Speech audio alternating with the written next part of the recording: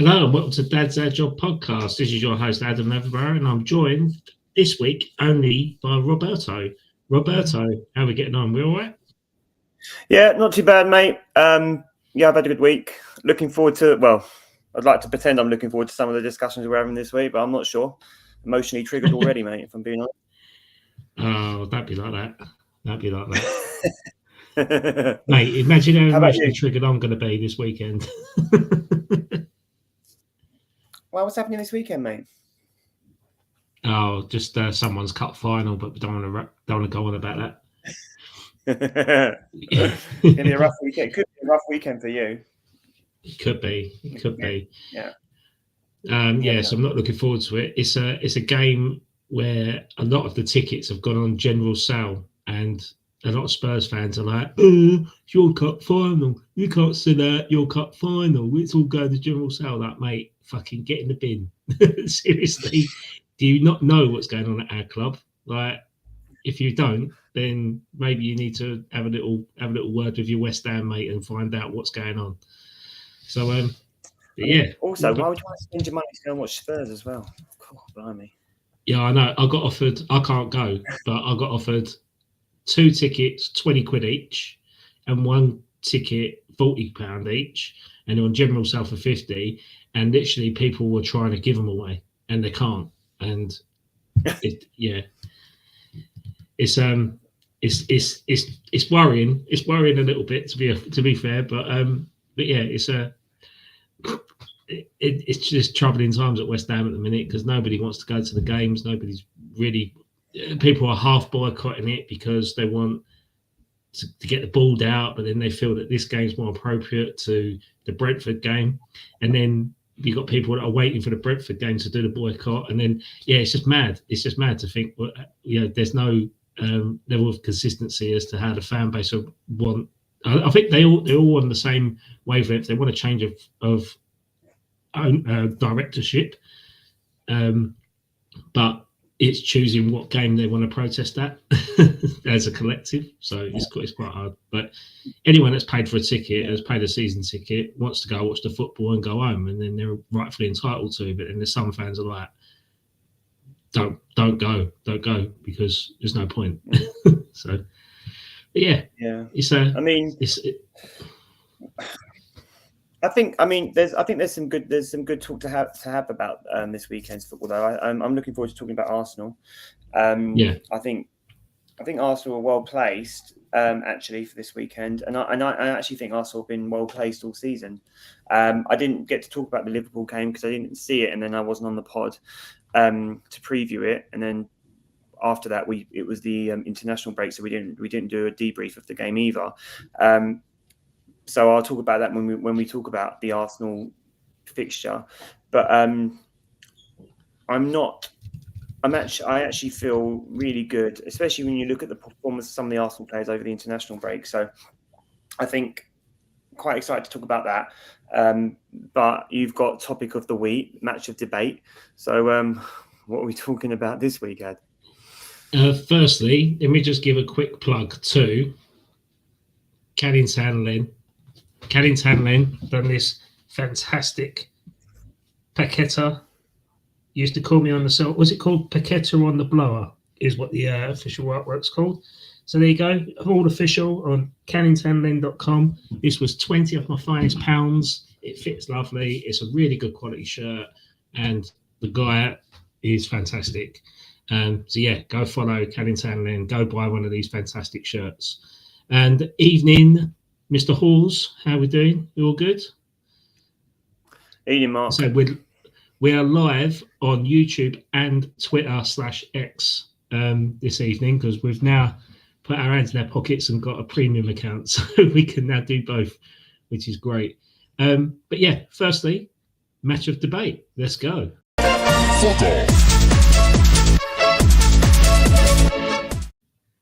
So that's a new that's a new theme tune as well. Match of debate, DADBOD. So, Rob, you being the fine specimen of a dad, please explain. I've got to say, what's your pros and cons of the DADBOD? Oh, mate, I've got to be honest with you, mate. I already feel triggered about this because in about half an hour, we're going to have my brother-in-law, who's an absolute specimen of a man. And there's us two, Herberts. Absolutely. Well,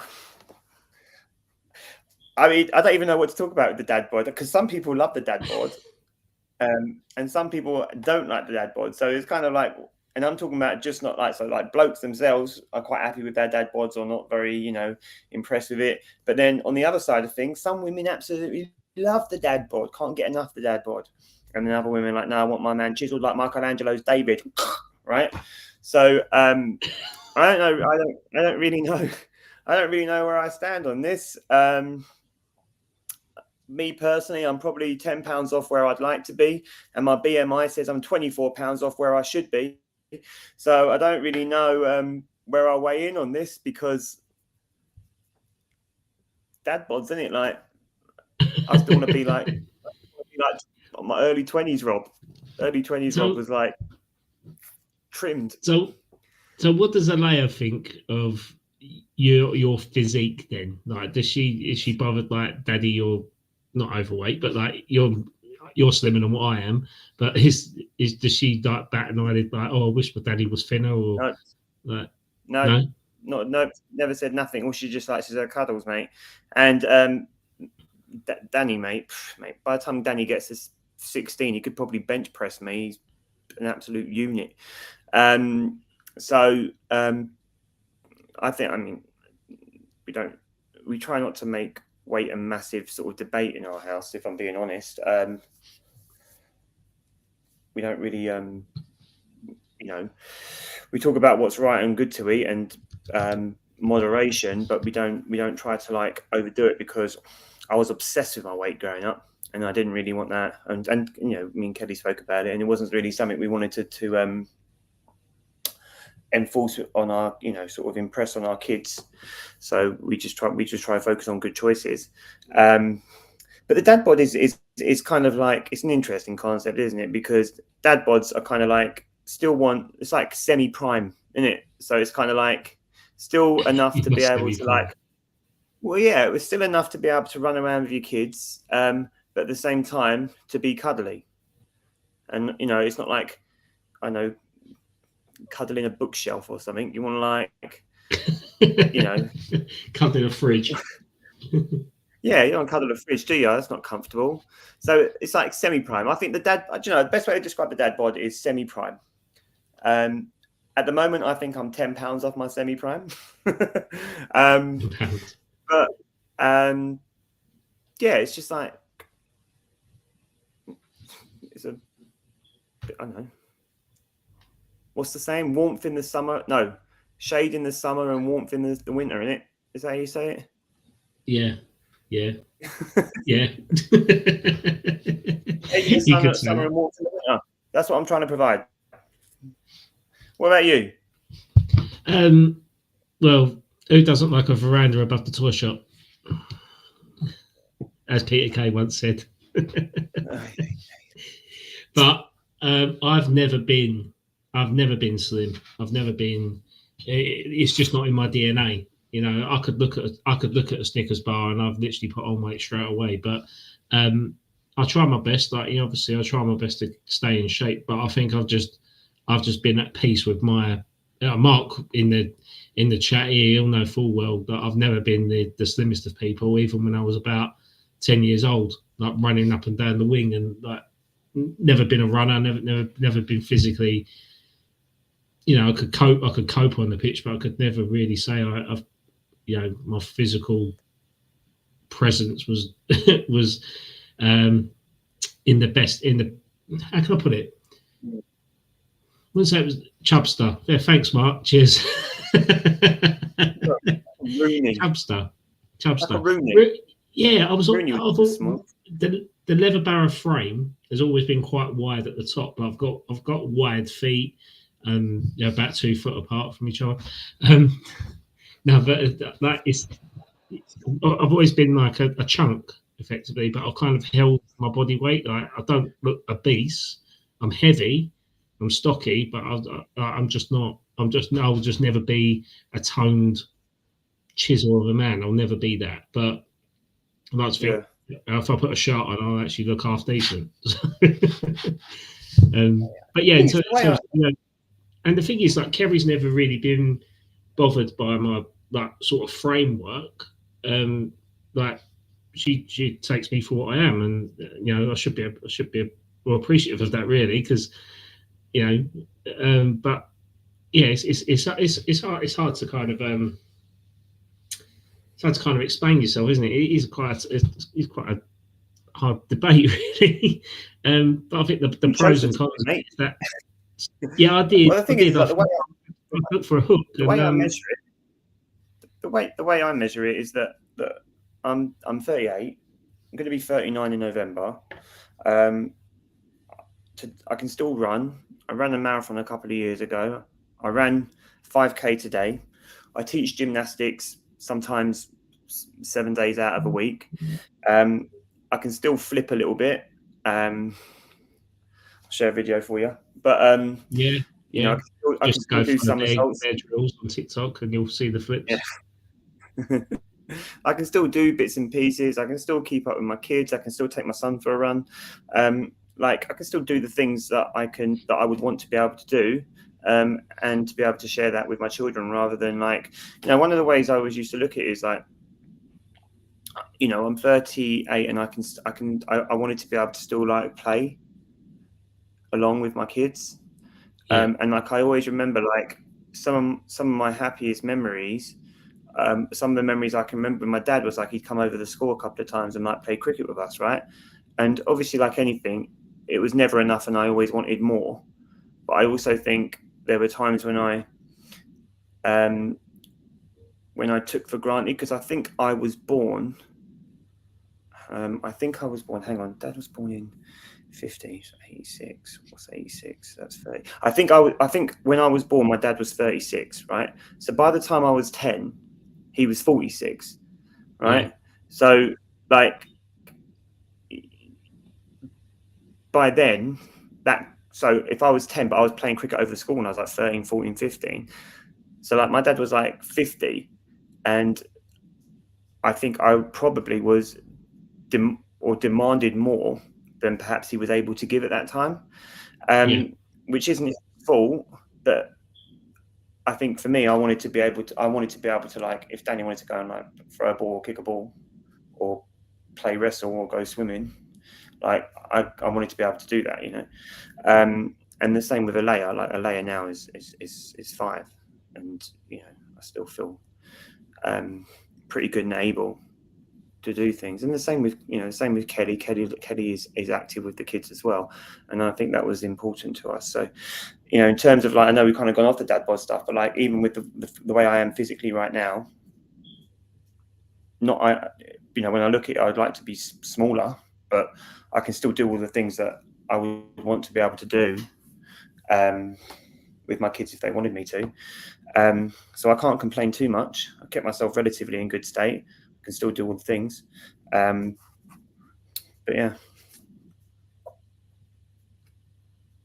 That's fair enough. I don't really know what we're debating. I just kind of feel like we're agreeing with each other. Well, here's a few quotes, so we could debate whether these quotes are probably descriptive quotes or common phrases. So whether you agree or disagree on this. So it's not a dad bod, it's a father figure. What do you think about that one? I think someone's trying to be philosophical, to be honest. That or trying to sell some branded mugs or T-shirts or something like that. Yeah, I mean, reminds me of George Michael as well. I can be your father figure. I can be your father figure. It's not a dad bod. By the way, that is one of my favorite George Michael songs. But, what was it? Liam Gallagher called him? He was a modern day Elvis. Mate, did you say Liam Gallagher? He absolutely loved him, didn't he? He absolutely loved him. He one of his songs, I can't remember what song it was, but he said, like, this song, like, changed me. I don't know what song it was, but he was like, this song changed me. And he was talking, and it was like, it's not even like one of the ones where people would be like top 5 George Michael. yeah. But he was like, this song, the lyrics, did you hear this lyric? Like, it was like that kind of like intricate for him and that kind of personal. We digress, but it's not a dad bod, it's a father figure. I think that's a nice philosophical thing, but I like you said, I think it's like a branded cop kind of quote, really. That yeah. You know what I mean? So I'm not really okay. really having that. Is the other one the dad bod, a symbol of comfort, a lack of time for the gym, and an endless supply of snacks? Do you know, I kind of like that one. Who supplies the snacks. Maybe unless you're supplying the snacks to yourself. It's like, yeah, it's like Kerry would always do the shopping, and then it'll be like, so what snacks do you want? I'm like, oh, I don't know, something healthy, like Go Ahead bars or something, because like, I could eat Mars bars all day long. And she comes back with a multi-pack of Mars bars and Boost bars, and I'm like, well, that's that then. I'm going to eat them, aren't I? Because she's going to moan at me not eating the snacks in the cupboard. And I'm like, well, stop buying the Mars bars then, because I'm going to eat them. But yeah, you know what, though, it's funny because snacks, i.e. the wife. I do feel shopping. like I do feel like I am the snack man. I think we share the shopping. Kelly does a lot of the big shop. I think I didn't hear you then. Sorry. Walrus, I think Beatles. Oh, when the Eggman, I'm the Walrus. Cuckoo, cuckoo. All right, no. See, I think we tend to share the shopping. Kelly does more of the big shops, but I'll do like the more day-to-day stuff. So like, you know, whatever we need, I'll make sure we've got it, and then the big shops will either be done by Kelly or myself. But Kelly tends to do that more often because I'm working at the weekends often. But the snacks, I feel like if there's a snack to be got, I'm going to the shops to get the snacks. Like if we're getting treats, we call them treats. We've got any treats? Then I'm the one going to the shop. I provide the treats. I'm the treat man. So that one does resonate with me. I like that one. That's a nice quote. That's a good one. Yeah. You got any more? The final one. Yeah, the last one. Yeah. The dad bod is the physique of a man who prioritizes his family over his abs. That's my excuse. Oh dear. The thing is, look, that kind of thing is difficult, isn't it? Because I think the obvious answer is yes, but then there's also the there is a part of me that wants to set a good example for Danny as well. So like, I mean, abs are a cliche. I could do 1,000 sit-ups a day and never end up with abs. I've never had abs, even when I was at I never had abs. Danny's already got an 8-pack. It's just there. But I always feel like I want to show my children, especially Danny, but I always want to show them that like it's important to have a physical outlet. For me, I've enjoyed football, I've enjoyed cheerleading, and I've done quite well at just personal running goals and stuff like that. And so for Danny, it's parkour and walk and climbing. Parkour. But he does love parkour. But so we were literally there tonight. Actually, great place in Witton. But you do want to. I do think that you want to show them that it's not just about. Sometimes like our kids do clubs and we take them to their clubs. So like they both done swimming. Alea's doing swimming currently. Danny's got parkour. He does scouts occasionally on a Monday. And Alea's got horse riding and all these things. And Kelly does horse riding with Alea. And I think I do. And, I teach them gymnastics in the garden, that type of stuff. But I think it's them seeing you be active as well, I think can be quite powerful. Like, this is just my personal opinion on this. Like, I think seeing your parents be active, even if they're not the most physically, impressive specimens, right? Seeing your parents active, I think, is an important thing because it sets a precedent for the rest of their lives. I've got a friend. I won't name him, but I've got a friend, and he lives in Wales. He's ex-military, and he's set up like a high rock. He's become a high rocks competitor, and he's incredible. Like, he is absolutely incredible. I think we're about the same age. Never asked him his age, ironically. Been friends for over been friends for over 15 years. But you know, he's incredibly successful. He's just opened up his own High Rocks gym that he's gone into with his friends, and you know, his wife is also the same. And you know, those types of things you look at and you think that's inspirational. Like your kids will see that and think that's inspirational. I want to go to the gym with my parents, you know, or I want to go and run with my parents, or I want to do those types of things. And you know, that's just an example. But I do think that type of thing is important. And you know, I think one of the reasons why it's important to me, having been a teacher and having seen kids give up sport when they get to GCSEs because the GCSEs are more important or the A levels are more important. And then you see these kids, these same kids who are predicted 7s or 8s, maybe 9s, but you see them capitulate because their mental well-being has been affected by their lack of physical well-being, you know? And so I do think having your parents set the role model, that set the standards for that is important. I'm glad that even if Danny doesn't like running, right, and he doesn't, he can take or leave it. He'll come with me occasionally, right? But he personally can take or leave running. But the fact that he sees me go running is as important to me because I want him to see that I still do try to take my physical health seriously because I want him to take his physical health seriously. And that's the same with Kelly and you know, you know, going to the stables with Alea. That's important because not only is there a physical aspect to that, but there's also a commitment. There's a commitment there, isn't there? You know, they go to the stables and they look after those horses. I don't know all the words, so I'm not going to embarrass myself, but they take care of the welfare of the horses as well as their own. And I think that's important. So I think parents leading the way for their kids physically, in terms of their physical well-being, the sporting activities that they take up, is one of the most important things that you can do with them, because you know they're going to be there's a chance that they're going to be on the earth for a long time without you, and you want them to be able to, you know, you want to be able to think that you've left something that they're going to be able to live long and fulfilled lives, and part of that is physical well-being, and with physical well-being comes mental well-being. So yeah, that's my 2 cents on that. Sorry, I went a bit deeper than I was anticipating there, but you know, we had to go somewhere. Well, you know, it's nice. It's nice. I see some of my friends and they're still doing some amazing things. You know, one of my friends still plays, like, you know, basketball every week competitively.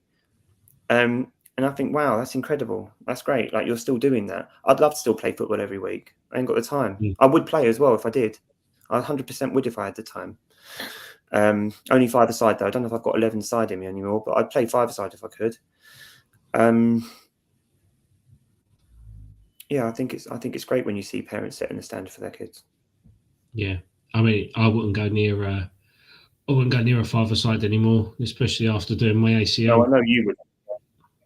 Yeah, just too much aggro. Especially, like, you get people there that just want to, they think that they're reliving their days as a West Ham youth product or something, and it's just like, mate, a bit much. Yeah. The thing is, though, you're right, but that's a different conversation, isn't it? You have to choose wisely where you go. Like when I was 18, 5-a-side football, I was playing at Power League in Beckton. Yeah. Should have seen what we got up to over there. Let's be fair. I mean, we did all right. I was part of a good 5-a-side team, but you should have seen what we got up to. It was crazy there. You had to, you had to be ready when you went to those places. You know, you turn up as an 18-year-old, you're playing like guys who are your age and then guys who are double your age. And it was crazy. It was crazy at times over there. So I do agree with you, but yeah. That's the thing, when you start doing full-time work and you've got your knee in a brace and you're trying to go up in the lofts to survey it, like it becomes a bit problematic, doesn't it? So it's like, is football really worth it for a mid-20s man trying to save up for a mortgage and stuff like that? So that does put your job in jeopardy. I mean, unless people were paying me to play football, then yeah, I'll go play it, but that's never going to happen. It's a bit like a fantasy, isn't it? Yeah, it is fantasy football. And speaking of fantasies, shall we segue? Shall we segue into our fantasy? Let's segue in. Let's finish match of debate. Let's finish that off. Let's just do football.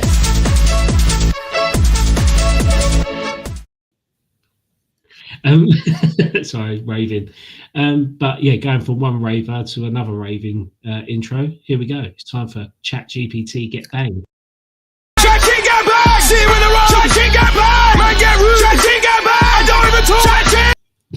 So Rob, what is your sorry? You love these bloody intros too much, mate. Mate, you can tell I've been off work for 3 months. And I used my time very well indeed. So Rob, run through what your predictions are this. Sorry? I said, well, I can't remember what I said actually. I think I said I'm happy for you, mate. If you're happy, I'm happy. Then we're happy. I'm happy for you. You happy? Yeah. Yeah, I'm happy. Yeah. So, what's your plans for this week's fantasy football, mate? Do you know what? I had to wildcard last week, or went before the international break, because I'd had a shocking opener, and I really needed to try and get competitive and choose wisely. Like I said, I'm going without Haaland and Salah this year because I enjoyed that competition element idea of it. I've joined like a group of FPL managers who are doing that, sparked by the FPL general, I believe.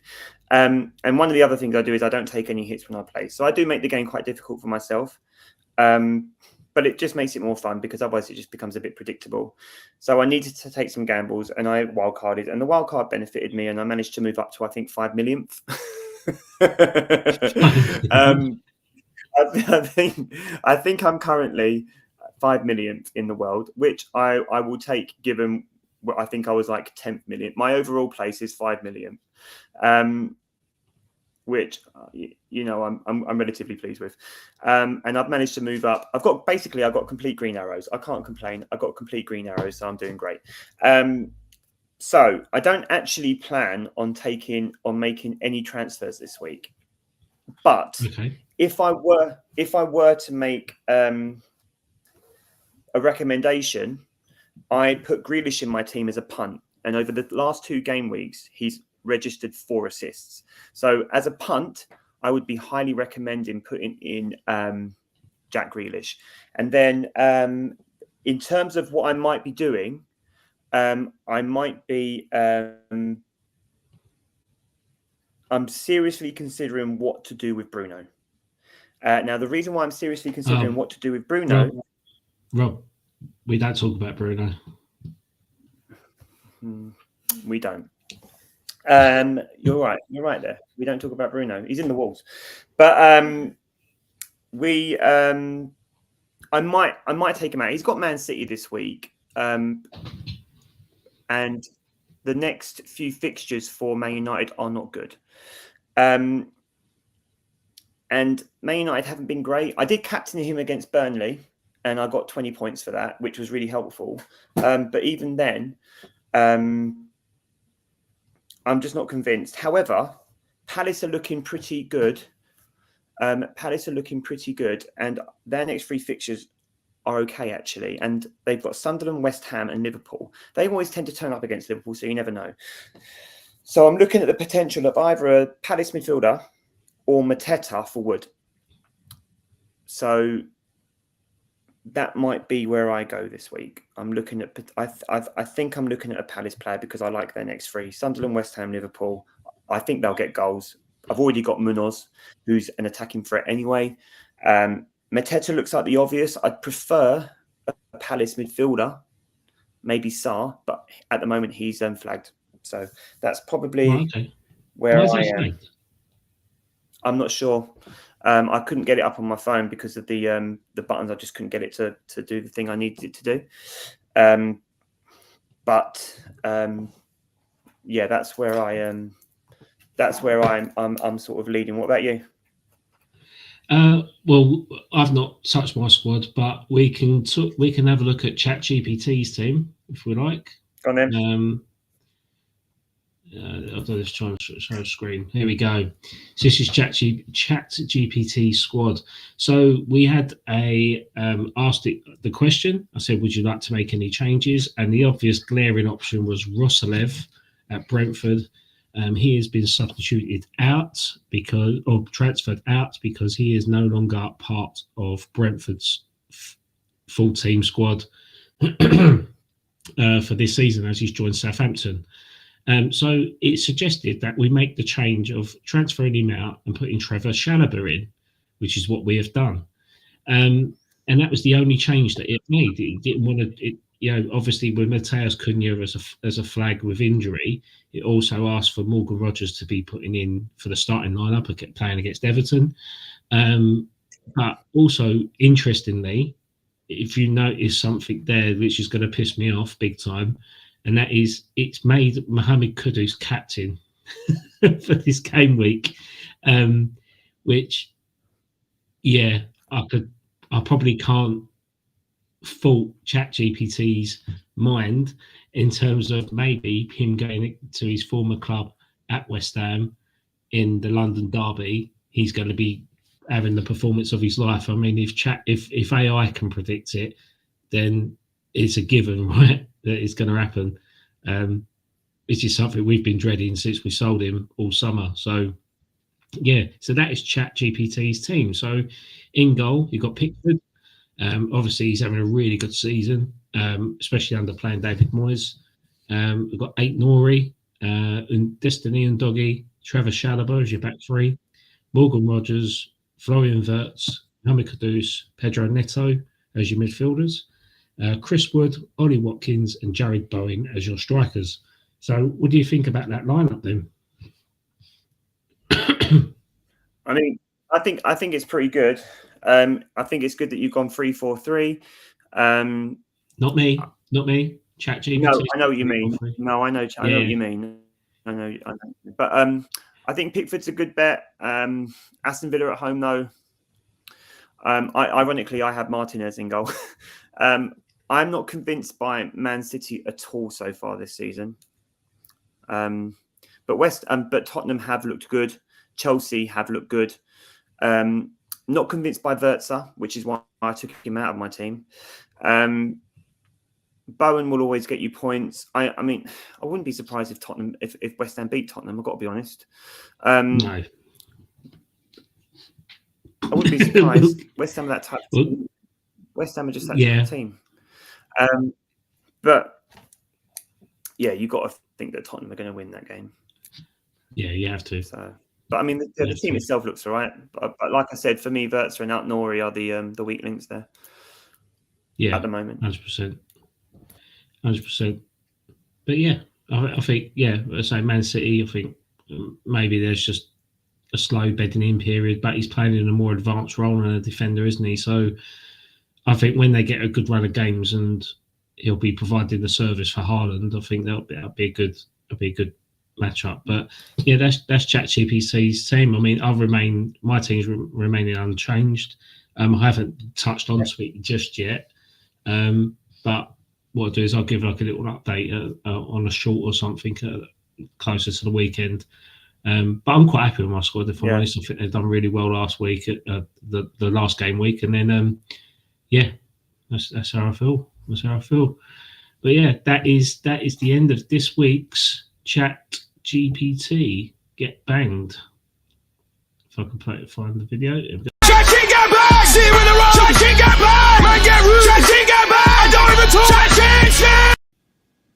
And we're joined by Lee.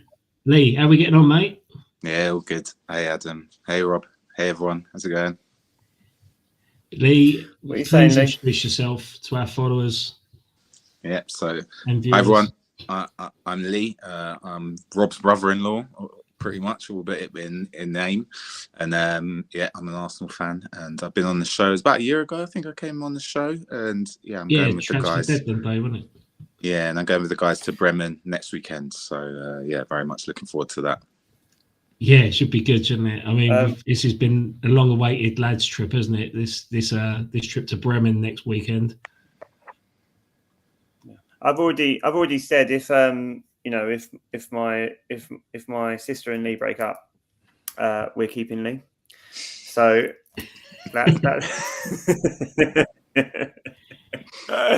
that's how we feel. But yeah, no, I think next Friday is going to be banging. I'm really looking forward to going. And to be fair, Adam, you've done an amazing job because you've actually got us tickets to go and get into a game, because if you hadn't put the shift in, I don't think we'd be going anywhere apart from a local. I tried hanging it out as much as I possibly could, but I had to go with the Viagogo option because it was just like it was that on literally nothing, and there was no point going all the way to Bremen to sit outside the stadium when we could be within touching distance. So it makes sense to just pay that little bit extra, and we're in the stand inside of the stadium, so we're fully immersed in the atmosphere and with the ultras, so that'll be interesting. Just don't wear any Hamburg shirts. Color? What color can we wear? I mean, what color shouldn't just we wear? green? Just green. Don't wear blue. Blue's banned. Yeah, I've got a green t-shirt. That's fine. And they're playing Hamburg, are they? So no, they're playing Freiburg. Freiburg. But yeah. So obviously with Hamburg signing Vieira and Sambi Lokonga, obviously there's that Arsenal link there straight away. But there's plenty of other Arsenal links with Bremen. I believe Özil played for Bremen. I think that's it. We did. If anyone knows of any Arsenal Werder Bremen links, please drop them in the comments below. And also West Ham Werder Bremen links. I think the only one I can think of off the top of my head is Nicholas Füllkrug, who played for both teams. So yeah, I'm sure my dad will comment in here telling me the only English player to play for Bremen was in the 70s or something. So that would be interesting. But yeah, no, Bremen. I've been looking up at the city, and it's quite surprising as to how nice the city actually looks. Like, no disrespect to Bremen, but I wasn't expecting it to look. It looks very Harry Potter themed, like Hogwarts and Diagon Alley, or I've proper hashed that, but you're more Harry Potter fans than I am, but it almost feels like that. Oh, there we go, Dave Watson, the English player that played for Werder Bremen. So yeah. Okay. So we fly at 10 a.m, right? Is that right? Or is that what time we've got to get there? No, 8:30 our flight is, but we'll be leaving early, very early, to get to Stansted. What time's our flight? So 8:30. Oh god, that first beer is going to be a bit rough, isn't it? Weatherspoons are going to be booming in Stansted. I thought our flight was at 10. No, that's a 6 a.m. beer, isn't it? Yeah, it's a 6 a.m. beer. It's porridge and a beer. Well, we've got to be in the car parking 4-6, so that's when we'll be arriving at the airport. But yeah, I'm sure we'll have a bit of time there to have a few beers, and then get on the flight relatively sound though for like an hour and a half, and then be able to enjoy the weekend. So yeah, it'd be good. Yeah. Is that how early is an hour and a half flight? Okay, that's not too bad. I think tops. Yeah. You know what? I was really surprised as to how quick it and how easy it is to get to Germany and even like Holland and stuff like that. I think when I flew to Amsterdam in December, just gone, it took like 45 minutes, and I was like, mate, it takes me less time to get from Stansted to Amsterdam than it would do from Halstead to London on a train. It literally takes me like half an hour to get to Guernsey from Gatwick. It's mad. It's like this crazy flight. What times? Sorry, go on, Rob. No, sorry, crack on. I was going to say, what time's the game on Saturday? Are we going to be able to watch the English games as well? The kickoff for the German game, I believe, is 2:30 our time, so it's 3:30 their time. So they're an hour ahead. So yeah, that's their sort of kickoff times. But I believe Arsenal got a midday kickoff that day, haven't they? 12:30, yeah. Yeah, 12:30. Is that City? Is that City? No, or is it Newcastle? I thought it's Arsenal and Forest. No, that's this weekend, Forest, isn't it? Yeah, it's this weekend. Yeah, let's have a look. So is it Man City or Newcastle next? Let's have a look. Put the boys in suspense. But Lee, you can, while you're here, can you just tell us about your DADBOD, mate? Man City. Man City. Given your nature and what your physical activities are. my physical activities. we had a DADBOD debate, mate. He's backtracking. We just had a debate about DADBODs, and it was like just about how we feel about the term, really. But we kind of got there in a roundabout way, and I dropped that. The starting point is like a sore subject, because there's like us and then there's you.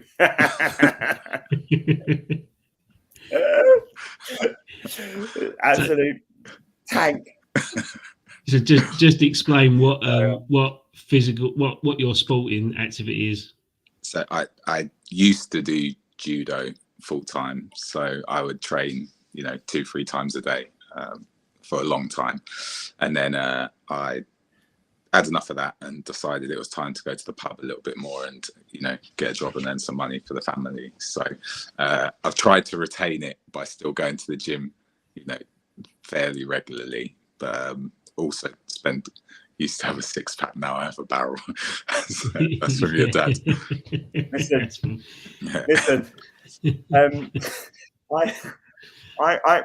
When before I first met Lee, so Rosie had just started seeing Lee, I had to find out where I stood, right? And I was like, Rose, could I take him? Right? And she went to me, Rob. She whispered in my ear so as not to embarrass me. And she went to me, Rob, I hadn't met you yet. And she went, Rob, he'd fucking kill you. And I went, couldn't fucking kill my car though.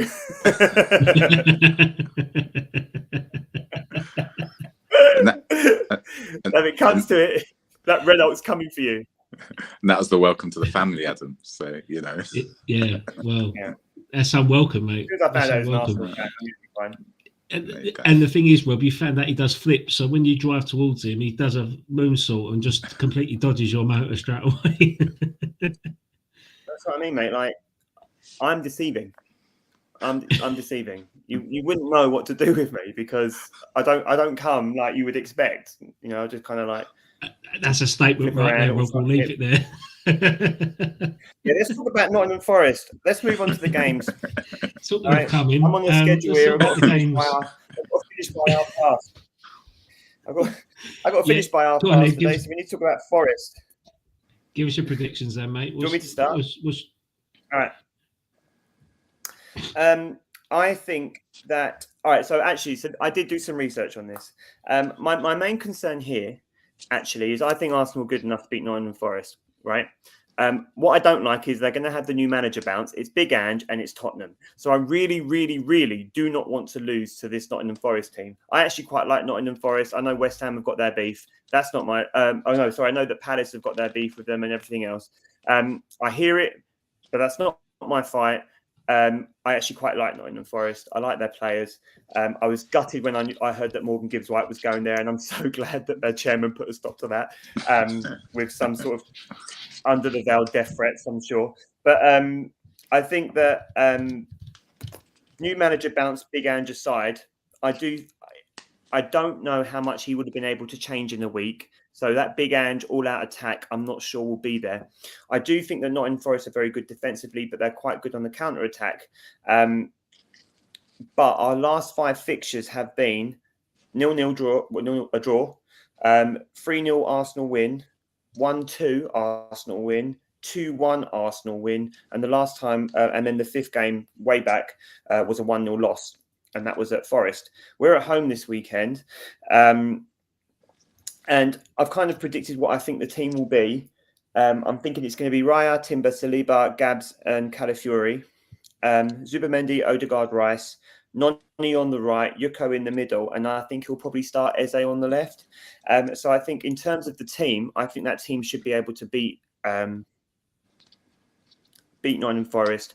I think the goal that we conceded, the one goal that we've conceded this season, was an absolute peach wonder goal. Like once in a lifetime kind of strike that you're going to concede. Not many goalkeepers, if any, are going to save it. It was like as good as the Rice free kicks. It was gorgeous, right? I think we'll win 3-0.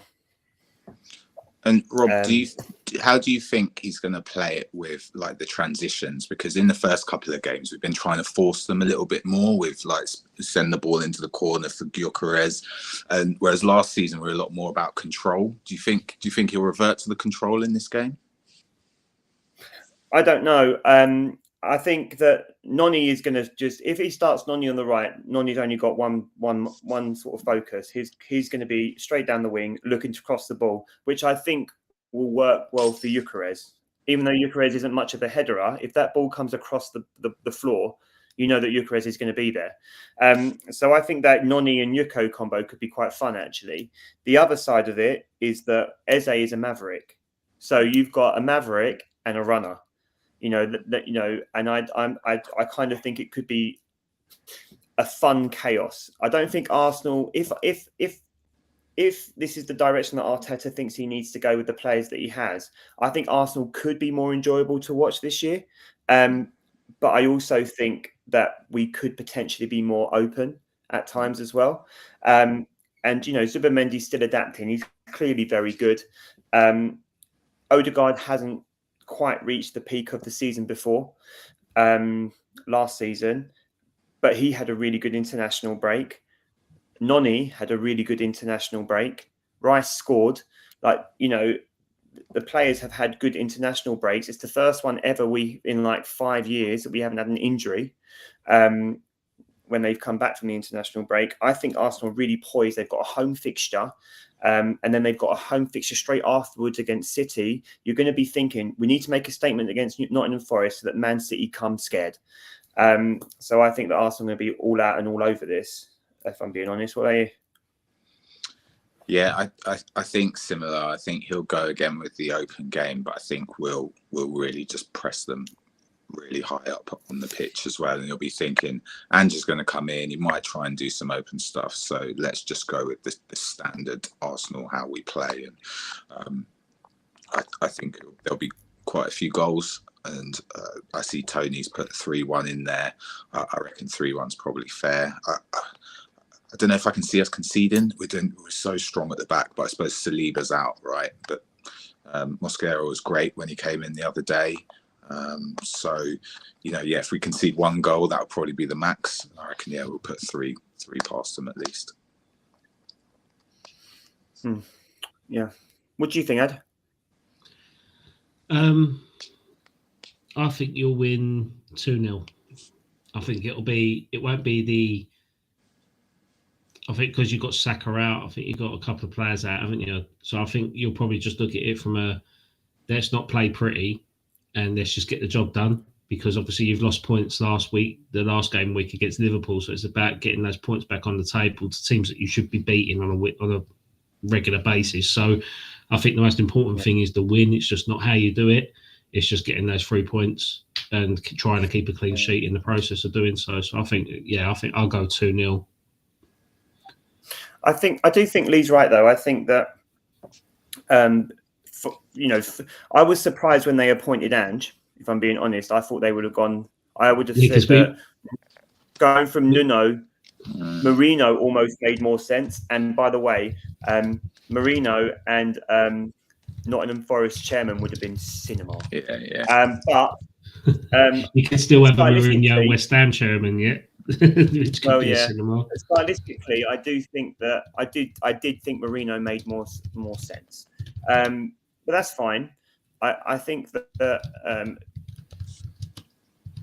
Lee's right that Ange will bring a different style, and if he's already starting to try and implement that style, which I think would be good for players like Morgan Gibbs-White, Elanga, not Elanga, Hudson-Odoi.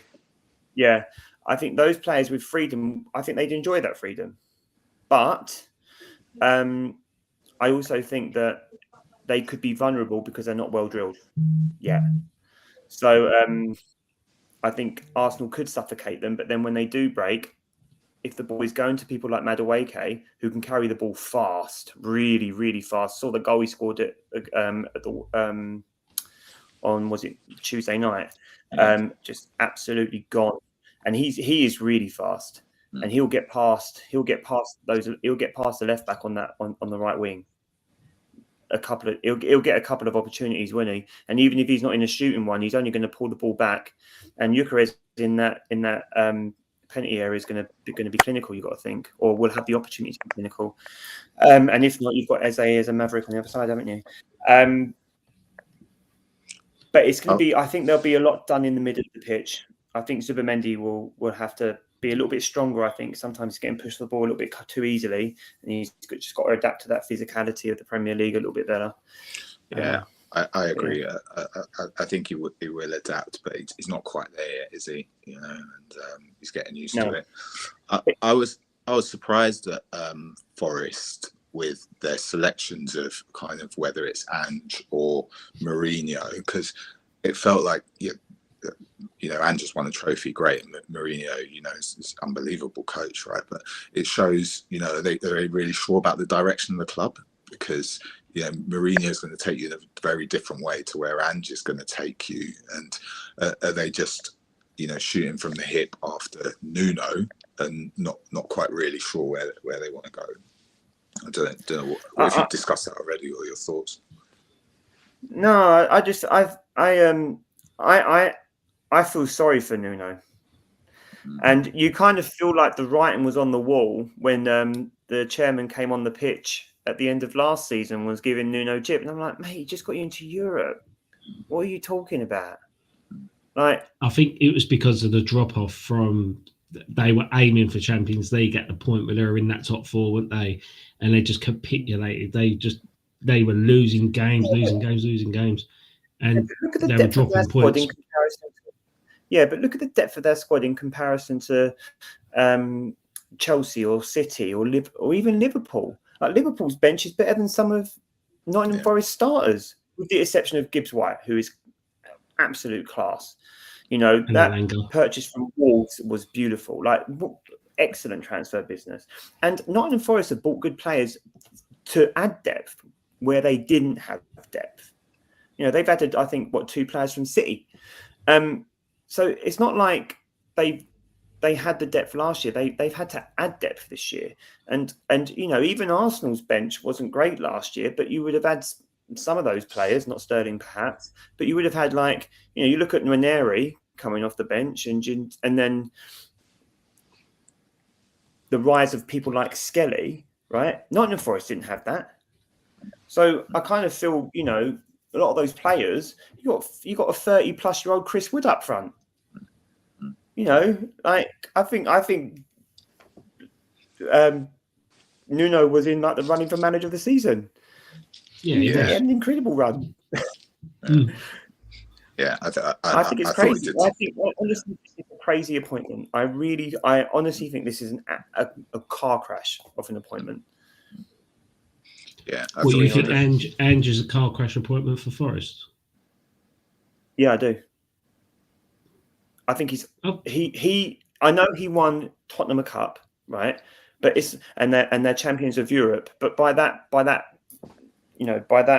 philosophy, champions in Leeds Europe. are the champion. Yeah, well, Leeds are the champion of England, then, aren't they? Like, it's a complete nonsense thing to say. I know he won them a trophy, but I would love Arsenal to win the Champions League, obviously. But it's all about the Premier League, isn't it? Like, it's all about the Premier League. And Tottenham's form was woeful in the Premier League. And you would think that Tottenham's squad is better than Nottingham Forest.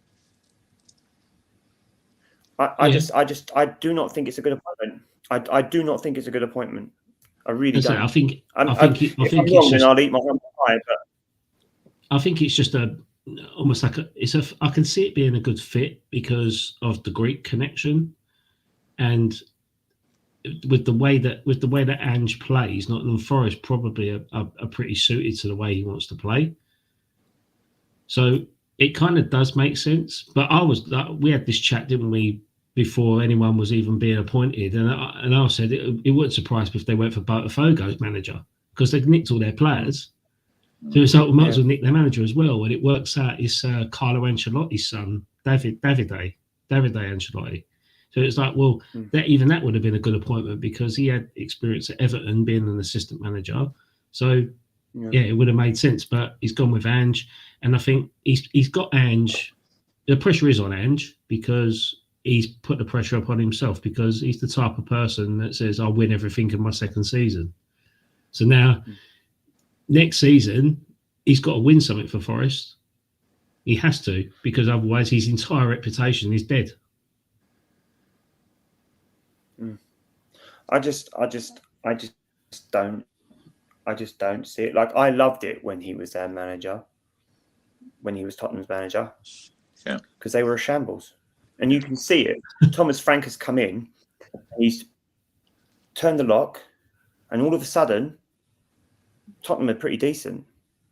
Yeah, but they lost one. Right? And you can say whether Bournemouth at home. They did lose 1-0 to Bournemouth, but Bournemouth are going to beat a lot of teams this year. Like, Bournemouth have lost some of their best players and they are still decent. Like, what Bournemouth's manager done is incredible. Absolutely incredible. There's two managers, other than the obvious, who I really admire in the Premier League. One of them is Bournemouth's manager and the other one is Crystal Palace's manager. Yeah, Glasner. They are absolute bangers. You know?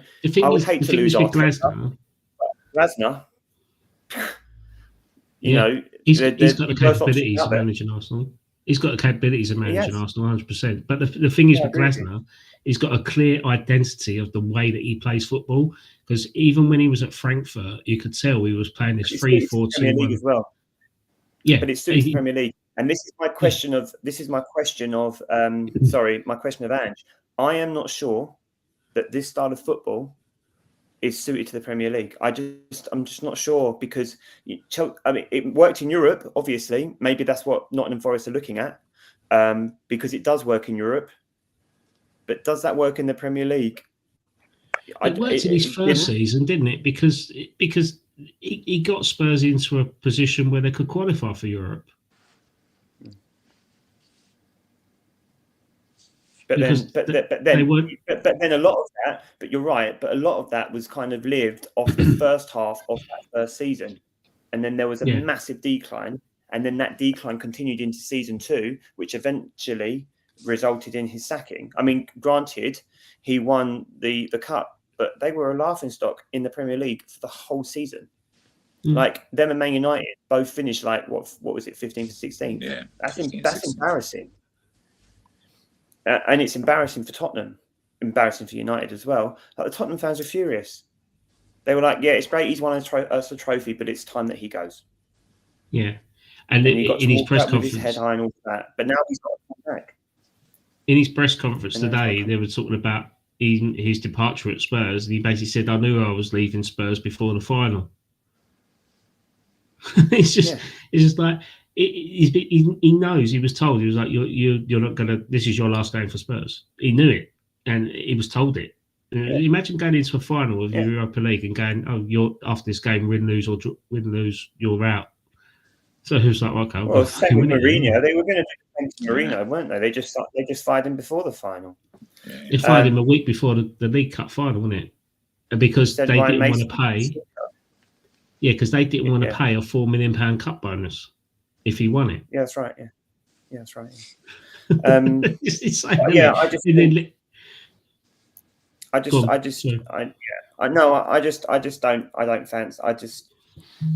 I don't think this bodes well for Nottingham Forest league form. Granted, that they could probably they'll probably turn over Arsenal at the weekend now, but I just don't see it. I just think it's crazy. I just think it's crazy.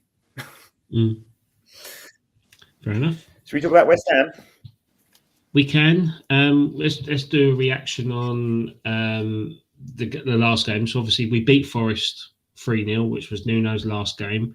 and people are saying that's it. West Ham are back. They're saying, like, I remember Callum in the group chat, he was basically saying, "Oh, that's a fantastic performance, great result and stuff." And I'm like, we only really played well when Somerville came on, and that was like the last 12 minutes of the game. And it was basically he come on straight away and instantly opened up their defence, and Bowen scored. And then we got a penalty 3 minutes after that, and then Callum Wilson scored in injury time. It was like we played well for 10 minutes really, and I'm not going to sugarcoat it or whatever, but I still think there's paper. It just papered over the cracks for me. And although we've signed Fernandez, which he made his debut that last weekend, played well. Not good, he played relatively okay. We've still got Mugasa to come in, who's a signing from Monaco. Nicholas Füllkrug has come back injured from Germany, so we've got Callum Wilson as our only fit striker. So it's I think there's still a lot of problems at West Ham, and I'm just not particularly jumping on the bandwagon of that result. So yeah, I'm thankful for the 3 points, but yeah, I just think this game at the weekend against Spurs is going to be an eye opener for a lot of fans to go, okay, let's not get carried away here. But it's I'm not particularly confident going into this weekend. Where has Somerville been this season so far? Is he not been in the squad? He's been injured, so he's just back now. He picked up an injury on Graham Potter's first game in January, so he's been injured since then. So and bear in mind when you think Antonio had a car crash, almost died, gone on that level of recovery, and then got back and scored a goal before Somerville got fit. It just kind of tells you the magnitude of how long he's been out. But yeah, I think he is very explosive, and we have lacked that. But yeah, I'd say I just think there's so many glaring issues at the club that still need rectifying, and that's that. We've got it down there in the bottom, sign a petition to get the board out, because it is a board decision that is causing the effect down into the squad. So, but yeah, but going on to the game, I think it's the first game since Kudus comes back, since we sold him in the summer, and you just know that he's going to come in and Kudus is going to score, as literally as what my dad's just said there. He says Spurs win and Kudus to score. It's written in the stars, isn't it? It's written he's going to come back and he's going to have the performance of his life, despite every West Ham fan saying he's rubbish. I mean, so, I do think West Ham are there. I do think Spurs are there to be got at, though. Yeah, I mean, Bournemouth showed qualities there that they can be unfolded, especially amongst the home crowd. And what they're going to be like away will be quite different, because obviously they turned over Man City recently. So, they're probably as good away as they would be at home. But again, that's the kind of Spurs effect, isn't it? Because you don't really know what to expect. Yeah. One week they beat Man City, the next week they lose to Grimsby in the cup or something like that. Not saying that there's Man United, but it's things like that, like the levels, and there's never like a consistent pattern of them playing well all the time. Yeah. But yeah, I don't really know what to think. I'm not confident. If I had to put a prediction on it now, I would say we lose 1-0, and it'll be that type of performance where it'll be like, oh, we lost, but there were so many positives, and you just like, you could just predict the sort of post-match reaction from Graham Potter and stuff. And it's the first time we've been back since international break. If we carried on momentum, I could just read it now. So I think we'll lose, and I think that to me will probably be a positive thing for the fan base, because it adds pressure onto the board. So yeah, not saying that I want West Ham to lose, but if we lose, you can expect there to be a backlash from the fans, 100%. Where are you at with Potter at the moment, Ad? I'm not keen on him, if I'm honest. I'm not keen on him at all. I just don't think he's got the minerals to manage West Ham. I'm not saying he's a bad manager, but I think there's other people out there that are better placed for that job. You know, people saying be careful what you wish for, and in terms of David Moyes leaving, because we wanted to play a different style of football. But maybe we're not a team that plays good football. You know, maybe we're a team that just need to get results, and you know that is what we need. David Moyes again isn't the answer in doing that. He's going to do well at Everton because of the way that they are, but we're a team that should be getting results to be challenging for top six. We should be even not just breaking into that.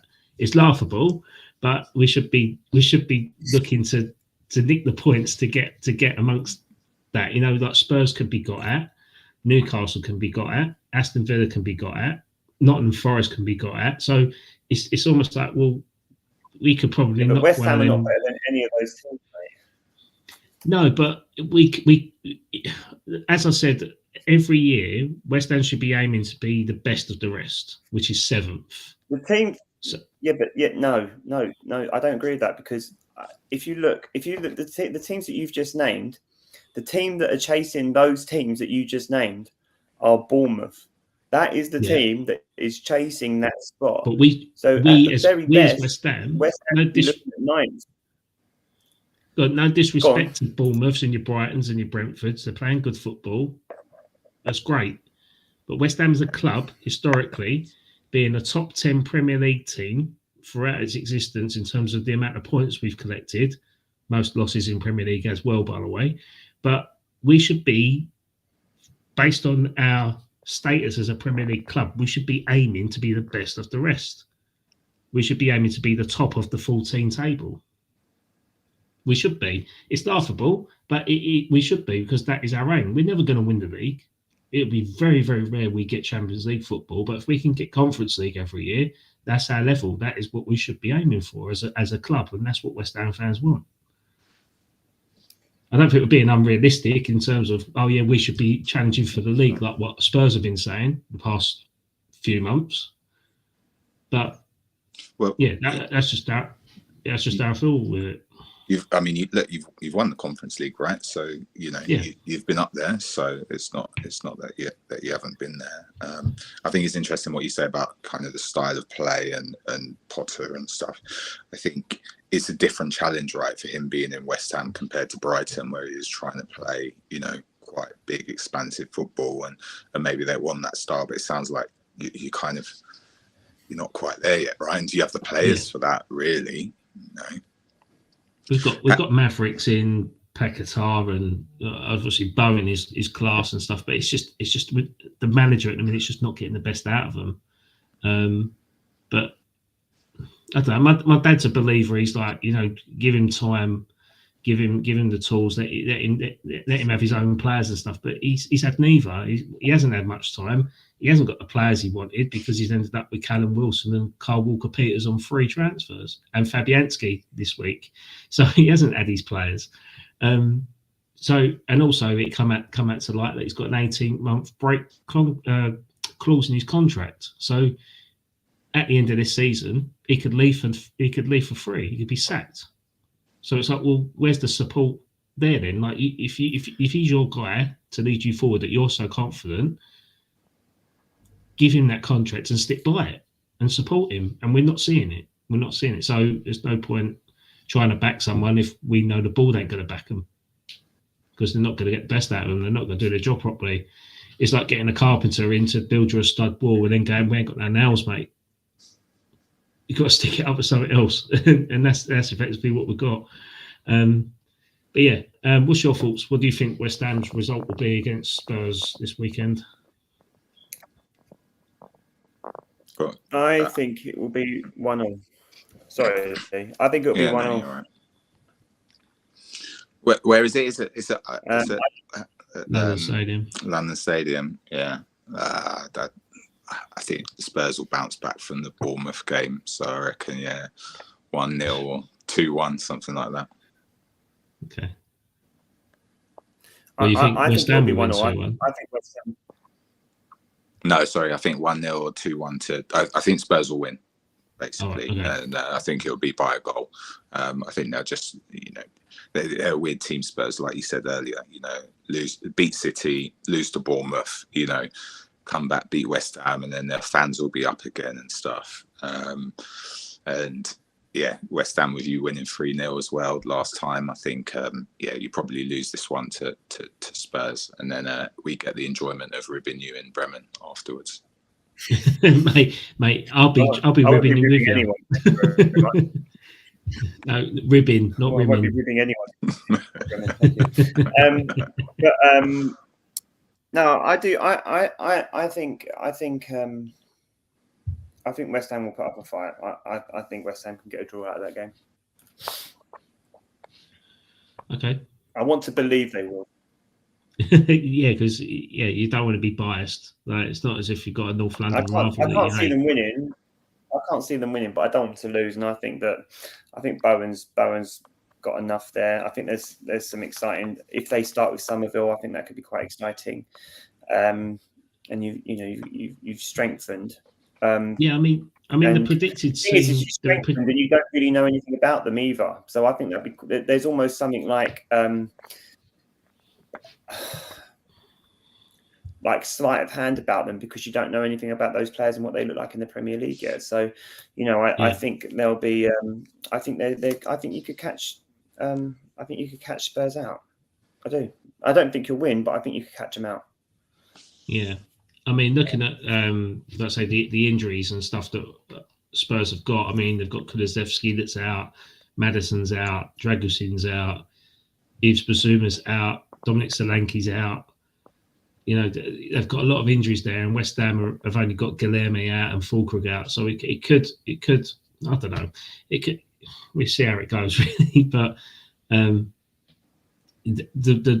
worry for me is the fact that we've got a Thomas Souček and James Ward-Prowse in the centre of our midfield. That looks like that's going to be the lineup up against Paulinho and Sarr and Bentancur. Like, they're just going to get eaten alive, I think. Yeah, you won't win it in the midfield. You'll win it on a counter attack, or you'll get a goal on a counter attack. Yeah, I hope so. I hope so, but I want nothing more than to shithouse a win against Spurs, because we always tend to do that. But my hopes have been very, very low this weekend. So Arsenal, the early fixture, so we'll see about that as well. Yeah, and also I just found out Arsenal's game against Man City, when we're in Bremen, is a 5:30 kickoff, so it'll be 6:30 in Germany. Oh, brilliant! So we'll have time. Yeah, so you can watch the Bremen game and then go to a pub and watch the Arsenal game. A Brauhaus, not Brauhaus, a Brauhaus. I'm still awake. I'm still awake, mate. As if you don't start walking off into WH Smith's again, right? Mate, we don't talk about that. It's a rough time. Falling involved, that was. Very rough time. But yeah, all right. Right, should we call it a night? It was a rough time. Yeah. Let's call it a night. If people want to follow me, I'll be joining the Hammers Fan TV YouTube channel. So go and follow them on YouTube. But please don't forget to like and subscribe to our channel, because we're doing a pretty good job at the minute in terms of getting more followers on a regular basis, which is great. We're now on X doing live streams. So I believe we've got 43 viewers on X at the minute, which is great. And thanks, Sanjay, for that comment. That is not appropriate whatsoever. Hopefully you have a good weekend. We're not back next weekend because obviously we're away. But any final thoughts? Up the Gunners. Up the Gunners. And Lee, thank you for joining, and you're more than welcome to come on whenever you like. Yeah, cheers, guys. Thanks for having me. No worries. See you later. See you soon. See you. Bye. See ya. Bye. Oh, we laugh and we cheer and we spill a bit of beer. Raise a glass to the past and the mates who ain't here. From Highbury to Upton Park, it's now Ashburton and Stratford for a lark. It's the Old Dads Our Job podcast, the heart of the game.